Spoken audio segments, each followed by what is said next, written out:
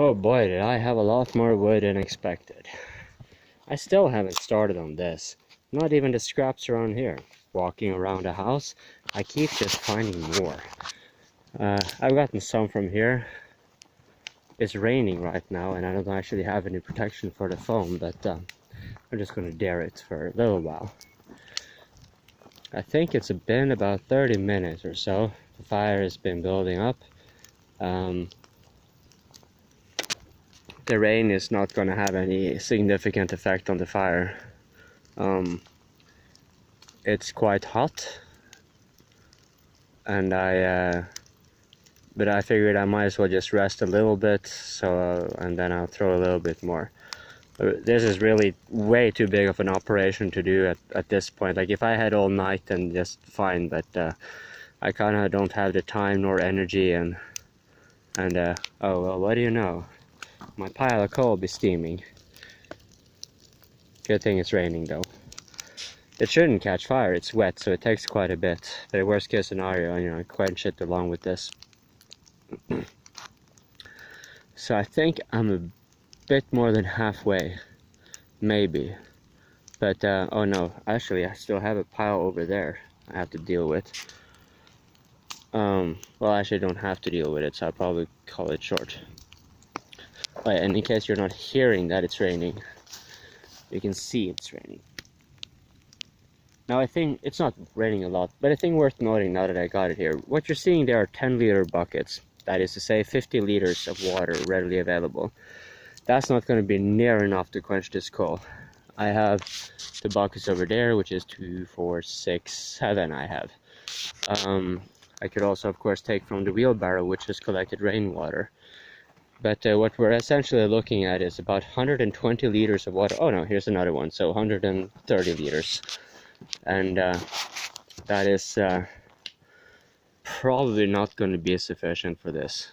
I probably will have to fill up a little bit more, so I'm actually going to do that. Get a little bit more wood on, fill up more water, throw more wood, fill more water, throw more wood, and hopefully the buckets do I have? I think I have about 40 to 60 liters more in total capacity. So the 200 liters of water will hopefully be enough for me to kind of just leave it in the rain, and that will be it. Because just so you know, while it may be raining and there's no immediate fire hazard, the coal insulates in layers, and it's not necessarily quenched uniformly when you start getting big piles. And the result of that is that you're going to be having like dry pockets, in the same way as when you're watering a potted plant. There will be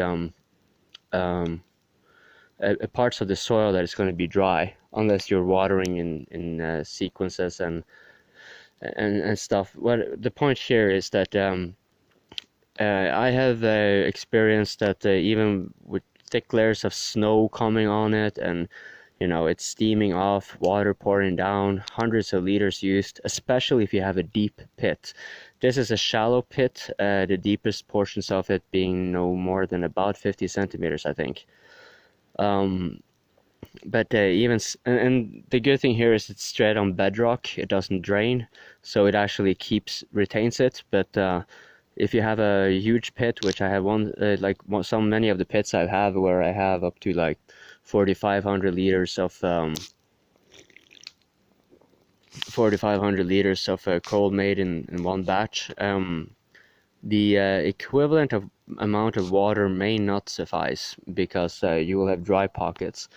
And the only way you can be sure is either by kind of digging and pouring, like digging and quenching, or you come the day after, you know, you have this, you know, a night like this where it is raining and stuff. And so you can, you know, it's not gonna, fucking, damn those bugs. They're creepy, starting to creep down my my raincoat. I gotta start moving again because they're kind of bothersome. What was I saying? Oh yeah, so these dry pockets where the water doesn't quench completely, if the coal can actually, it has a fair deal of energy in it still, so it can simmer and so forth. And if you don't take it a day after, well, by the end of that day or the day after that again, and whatever, you might end up with just a pile of ash. So the end of this rant will be clear up your shit, or at the very least have supervise it the day after to see there's no smoke. If you're doing this during winter, it's very easy to see if it is, you know, because it will keep emitting heat, and you'll see the snow melting. And you will, and if now that I have told you, you now know the snow has a good chance of not being sufficient. I should have perhaps kept more attention on getting this camera steady. This view, fantastic.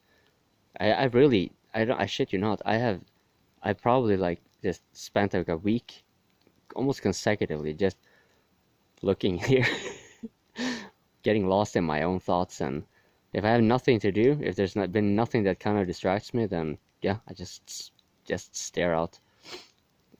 And I'm a quite curious person, but I'm also very abstract. So this is exactly what you can see. This very simple, uniform, you know, it's a very beautiful view.